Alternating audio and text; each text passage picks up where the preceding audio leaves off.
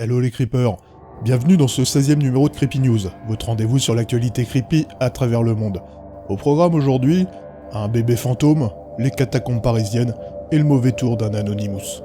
C'est parti. Paranormal. Partons du côté de Plymouth, en Grande-Bretagne, où courant juin, une mère de famille a découvert des formes étranges à côté de son fils de 18 mois, en train de dormir, en consultant son babyphone équipé d'une caméra. Laura Haight et son concubin Dean Evans ont installé cette caméra le mois dernier, lorsqu'ils ont découvert que Sébastien, leur fils de 18 mois, tentait régulièrement de grimper hors de son lit. Seulement, en consultant les images, ils ont plusieurs fois constaté qu'il y avait une forme près du bébé. Ils ont d'abord pensé à son ours en peluche, mais en se rendant dans la chambre, ils n'ont rien trouvé. La mère de l'enfant évoque d'emblée qu'il s'agit d'une figure fantomatique. Elle pense même qu'il s'agirait d'un autre enfant. En plus des images du babyphone, ils ont également réalisé des photos montrant une forme blanche. Pour ma part, je vois bien quelque chose, seulement il est difficile de se prononcer. Sur la plupart des photos, je ne vois rien qui ressemblerait à une forme humanoïde. Cependant, la forme sur la droite de la photo en couleur pourrait en effet faire penser à une tête d'enfant, avec un peu d'attention. Seulement, lorsque le père de l'enfant est monté à l'étage pour découvrir de quoi il s'agissait, il n'a rien trouvé. Encore plus étrange, alors qu'il se trouvait toujours en haut, la mère de l'enfant, elle, continuait de voir cette forme étrange à proximité de son fils. Elle affirme l'avoir même vu se déplacer. La forme a disparu dans la nuit. Laura Haight explique voir régulièrement son fils sourire sans raison apparente ou s'agiter en direction de quelque chose qui n'est pas là. Elle pense que son fils est sans doute réceptif à ce monde invisible. De plus, d'après cette mère de famille, le paranormal n'est pas une expérience nouvelle. Elle évoque des bruits dans la maison, des enfants qui courent à l'étage, des personnes qui crient son nom alors qu'il n'y a personne, ou des cadres qui sont retournés. Pour elle, il y a bien une présence surnaturelle dans cette maison, mais elle n'est pas mauvaise. Bref, au final, difficile de se faire une idée. Comme toujours, il faudra se contenter de la bonne foi du couple, puisqu'il pourrait très bien s'agir d'une poupée ou d'autre chose. Alors selon vous, défaillance du matériel, pareidolie, mensonge, ou apparition plutôt creepy? Fait divers. Les catacombes parisiennes ont toujours fasciné et ont même gagné une renommée internationale avec le temps. Véritable labyrinthe situé à 20 mètres en dessous du sol, les catacombes sont à l'origine des carrières souterraines ayant fait l'objet de travaux de consolidation et transformées en ossuaires entre le 18e et 19e siècle, à mesure que la ville s'urbanisait et que les cimetières fermaient. Les catacombes parisiennes abriteraient les restes de pas moins de 6 millions de Parisiens.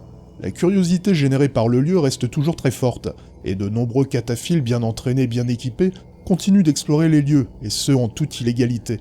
En effet, en dehors de visites guidées et organisées par le musée Carnavalet, il est strictement interdit d'arpenter les catacombes parisiennes. Bien évidemment, cela n'empêche pas de nombreuses personnes d'explorer les lieux, voire même d'y organiser des fêtes clandestines. Seulement, l'aspect labyrinthique et l'obscurité totale des lieux les rendent particulièrement hostiles. Ce n'est donc pas vraiment une surprise lorsqu'à la mi-juin nous avons appris que 2 ados de 16 et 17 ans n'avaient plus donné signe de vie depuis 3 jours, après que la police ait déterminé qu'ils s'étaient sans doute rendus dans les catacombes parisiennes. C'est finalement au bout de 4 heures de recherche à 20 mètres en dessous de la porte de l'avenue Montrouge que les 2 adolescents ont été localisés et retrouvés par des chiens pisteurs d'une équipe cynophile. Fatigués et en légère hypothermie, les 2 explorateurs amateurs ont été conduits à l'hôpital afin d'y subir un certain nombre d'examens. De sources policières, ils étaient malgré tout en bonne santé. On peut dire qu'ils ont eu beaucoup de chance. Entre les ossements, l'obscurité, l'aura du lieu, les risques de noyade, la haute probabilité de se perdre, les catacombes de Paris continueront sans doute d'accueillir un nombre considérable d'inconscients, amateurs de frissons, et ce pour encore longtemps.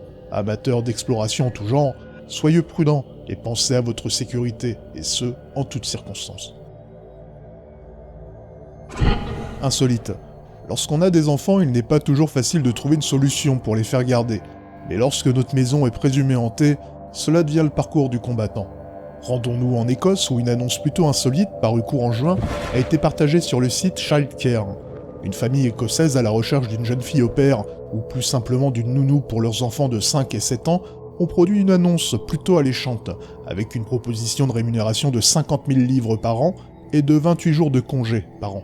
Les missions de la nounou sont classiques, préparation du petit déjeuner le matin, accompagner les enfants à l'école, aller les chercher, les aider dans leurs devoirs et les accompagner jusqu'au coucher. La maison est décrite comme charmante, spacieuse, historique et dotée d'une vue spectaculaire. Toutefois, lorsque l'on s'attarde sur la description, l'annonce devient plutôt singulière. Voici ce que le couple a écrit. « Nous habitons cette maison depuis 10 ans. Lors de l'achat de notre maison, on nous a dit qu'elle était hantée. Nous avons gardé l'esprit ouvert et l'avons malgré tout achetée. 5 filles au père ont décidé de partir l'année dernière, chacune avançant des incidents surnaturels comme cause de départ, comme des bruits étranges, du verre brisé et des meubles qui bougent tout seuls.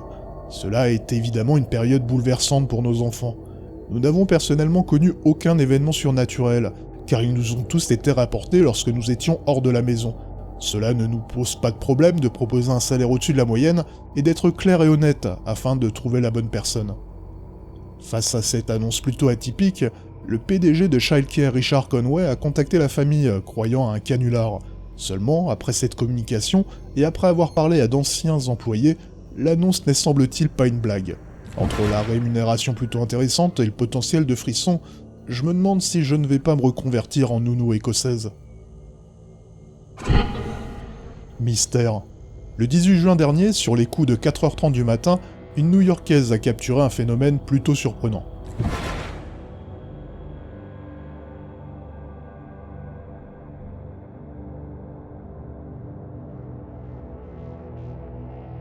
Partagée sur YouTube et le forum Reddit, cette vidéo demeure encore un mystère à ce jour. Cypher Kumara, qui est à l'origine de la vidéo, jure que ce n'est pas un troll ou un fake de sa part, et cherche seulement à comprendre ce qu'elle a bien pu voir. Alors qu'elle allait prendre sa voiture pour rejoindre son petit copain, Cypher Kumara a remarqué le phénomène de sa fenêtre, et s'est saisie d'une caméra pour l'immortaliser. Elle explique que filmant directement en direction du jardin de son voisin, elle était un peu mal à l'aise et a préféré arrêter l'enregistrement, lorsqu'une des lumières de la maison de son voisin s'est allumée. Bien qu'il soit difficile avec cette perspective et le peu de visibilité de déterminer sa grandeur, le phénomène est d'après Cypher de taille considérable. Je me suis également interrogé sur la lumière orangée que l'on peut voir, faisant penser à un lever ou un coucher de soleil. Seulement la vidéo a été prise plein nord vers 4h30 du matin. Cypher tente à confirmer qu'il s'agirait plutôt d'une lumière de lampadaire. Pour Cypher, il est difficile d'imaginer que cela puisse être un ovni, car pour elle, la plupart des gens rapportent des témoignages autour de petits objets. Après avoir éliminé les possibilités d'un arbre illuminé par des guirlandes, ce qui est déjà en soi étrange, ou des lumières d'un immeuble se trouvant au loin, Cypher a proposé une photo de la zone en plein jour. Le mystère s'est donc encore un peu plus épaissi. Finalement, l'hypothèse la plus probable qui a sorti des discussions sur Reddit serait en lien avec un programme de la NASA, autour de la création de nuages artificiels générés à partir de petites fusées, envoyées depuis le sol. Ce programme a pour but d'étudier le comportement et les déplacements des particules dans la partie haute de l'atmosphère et la ionosphère. La NASA a d'ailleurs précisé que lors de l'expérimentation, des nuages colorés seraient visibles de New York jusqu'à la Caroline du Nord. Seulement, le programme prévu pour la fin mai est repoussé jour après jour à cause de mauvaises conditions climatiques. Bref, cette vidéo reste très mystérieuse et je n'ai aucune idée de ce que l'on peut voir. La piste de l'expérimentation de la NASA est-elle la bonne ? Ou sommes-nous face à quelque chose de plus extraordinaire ? N'hésitez pas à donner votre avis dans les commentaires. Science. Anonymous est un groupe activiste qui est né sur internet il y a une dizaine d'années. Se présentant comme les défenseurs de la liberté d'expression, les Anonymous sont particulièrement connus pour la virulence de leurs attaques informatiques et leurs actions visant à faciliter le contournement de la censure de certains États, ou visant à permettre à certains citoyens de récupérer des outils afin de devenir anonymes sur internet et ainsi se protéger d'éventuelles représailles. Groupe non violent, Anonymous n'officie pas seulement sur internet mais également dans la rue, lors de manifestations où leur signe de reconnaissance est le fameux masque de Guy Fawkes du film Vendetta. Le groupe est par définition constitué d'anonymes et n'est pas vraiment organisé. Chacun peut se déclarer Anonymous, et depuis quelques années, l'impact politique, intellectuel ou même opérationnel tend à perdre de son ampleur. Si j'en viens à vous parler d'Anonymous, c'est que depuis le 20 juin, la vidéo d'un fameux Anonymous a fait le buzz, à tel point qu'elle aura eu droit à des articles dans des médias généralistes du monde entier, et a même obligé un des directeurs de la NASA à s'exprimer sur le sujet. En effet, d'après cet Anonymous, la NASA serait sur le point de révéler à la face du monde l'existence d'une vie extraterrestre intelligente. Il explique alors que l'humanité est déjà en contact avec une civilisation avancée. Il décrit même de manière sommaire leur apparence et leur technologie, évoquant des disques magnétiques comme système de propulsion. Ces êtres viendraient d'une planète éthérée, se trouvant dans une autre dimension. Seulement ces informations sont mélangées avec des propos bien réels, datant d'avril dernier, d'un certain Thomas Zurbuchen, directeur de mission au sein de la NASA. Les voici. En prenant en compte l'ensemble des différentes activités et missions qui se concentrent sur la recherche d'une forme de vie extraterrestre, nous sommes sur le point de faire l'une des découvertes les plus profondes de l'histoire. J'imagine que comme moi, vous ne voyez à aucun moment dans ces propos qu'une vie intelligente a effectivement été découverte. L'auteur de la vidéo continue à mélanger des suppositions avec des faits avérés, comme la présence passée d'eau sur Mars ou la découverte d'exoplanètes très prometteuses. Face à la viralité de la vidéo, Thomas Zurbuchen, directeur de la mission au sein de la NASA, a dû se fendre d'un tweet pour confirmer que cela était faux et qu'il n'y avait aucune annonce imminente de la part de la NASA concernant la découverte d'une vie extraterrestre. Cependant, il a malgré tout confirmé, comme on le sait déjà, qu'un certain nombre de missions sont en place afin de répondre à cette question fondamentale. Bref, par le passé, le collectif Anonymous a montré bien plus de professionnalisme et de sérieux. Cette forme de collectif montre ses limites, puisque n'importe qui peut reprendre les codes visuels du groupe et parler en son nom, afin de propager des informations. Pour ma part, je suis persuadé que la vie existe ailleurs, dans notre univers, et j'espère sincèrement voir de mon vivant cette preuve tant attendue. Malheureusement, il semblerait que ce ne soit pas pour tout de suite, malgré ce qu'affirme ce fameux Anonymous. On déroge pas à la règle et on termine avec le point culture. J'avais plutôt apprécié la première saison de Channel Zero, même si j'avais trouvé la réalisation trop classique, voire austère. Dans cette histoire, on suivait un psychologue pour enfants qui retournait dans sa ville natale, 30 ans après la disparition de son frère, dont le corps n'avait jamais été retrouvé. En revoyant ses amis d'enfance, le personnage principal, Mike Painter, découvrait que certains enfants de son entourage étaient littéralement hypnotisés par une émission pour enfants, Candle Cove, une émission qui les aura marqués lui et ses amis à l'époque, où ils étaient eux-mêmes enfants. Candle Cove apparaissait sur n'importe quelle chaîne, et avait à l'époque coïncidé avec la disparition de nombreux enfants. Comme vous l'avez compris, le point de départ de chaque saison de Channel Zero est une creepypasta. Il n'est donc pas étonnant d'apprendre que la saison 2 prévue pour octobre s'inspirera de celle de Brian Russell's No End House, où on suivra une jeune fille du nom de Margot Slater qui visitera une maison des horreurs très étrange, constituée de pièces de plus en plus dérangeantes. Seulement lorsqu'elle rentrera chez elle, elle réalisera que tout a changé. Assez rare pour le noter, la série a déjà une saison 3 et une saison 4 de prévue. La saison 3 devrait s'intituler Staircase, ou Escalier en français, et sortira en 2018. Pour l'instant, peu d'infos concernant l'histoire, certains pensent qu'elle pourrait s'inspirer du fameux SPC 087. Pour la saison 4 prévue pour 2019, elle s'intitulera Hidden Door, et s'inspirera de la célèbre creepypasta I Found an Hidden Door in My Cellar. Bref, je ne sais pas pour vous, mais j'ai hâte de voir ce que tout cela va donner. Bien souvent, les remakes ou autres manga live ne sont pas à la hauteur des originaux. Je me souviens encore avoir vu il y a quelque temps le fameux film live Attack on Titan, qui entre nous est à des années-lumière du manga ou de l'anime original, une vraie purge.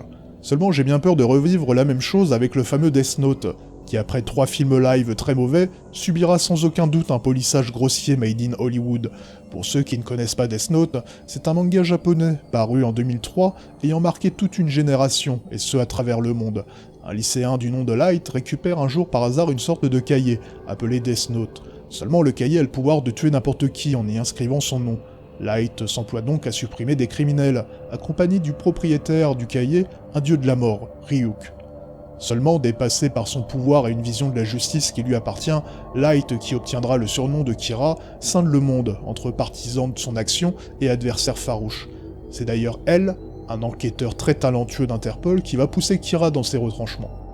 Véritable phénomène à sa sortie, Death Note nous propose une bataille psychologique plutôt intéressante entre deux personnages très charismatiques, ainsi qu'une réflexion également intéressante sur les notions de bien, de mal, de justice, de peine de mort, de politique ou de religion. Bref, tout ça pour vous dire que le trailer du remake américain est sorti il y a quelques jours, et que je n'ai que peu d'espoir après l'avoir vu quant à une éventuelle adaptation de qualité. On retrouve un des scénaristes de la série The Exorcist aux commandes, ce qui est un bon point, et le dieu de la mort Ryuk sera doublé par William Dafoe, ce qui est plutôt sympa. Verdict, le 25 août, date de sortie du film sur Netflix. Voilà, Creepy News numéro 16 c'est terminé. Comme vous avez dû le constater ces derniers temps, je suis peu présent dans les commentaires, mais sachez que je prends toujours autant de plaisir à vous lire. Merci également pour les retours positifs sur la dernière histoire, La Statuette Maudite. Attendez-vous à découvrir de nouvelles histoires au cours de l'été. En attendant, comme d'habitude, si vous souhaitez soutenir la chaîne, n'oubliez pas de partager la vidéo. Encore merci à vous, et surtout, faites de beaux cauchemars.